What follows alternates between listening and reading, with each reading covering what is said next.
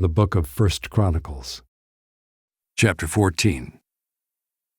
And Hiram, king of Tyre, sent messengers to David, and cedar trees, also masons and carpenters, to build a house for him. And David knew that the Lord had established him as king over Israel, and that his kingdom was highly exalted for the sake of his people Israel. And David took more wives in Jerusalem, and David fathered more sons and daughters.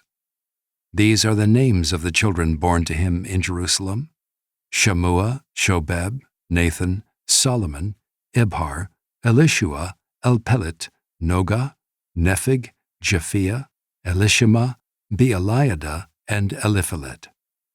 When the Philistines heard that David had been anointed king over all Israel, all the Philistines went up to search for David.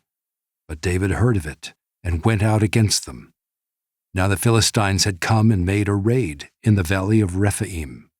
And David inquired of God, "Shall I go up against the Philistines?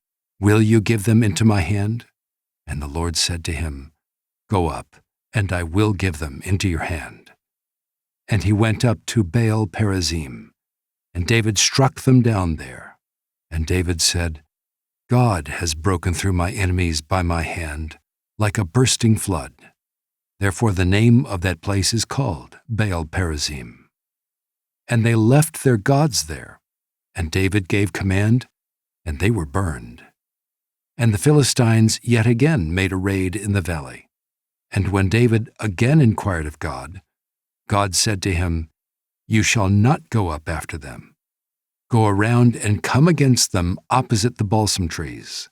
And when you hear the sound of marching in the tops of the balsam trees, then go out to battle, for God has gone out before you to strike down the army of the Philistines."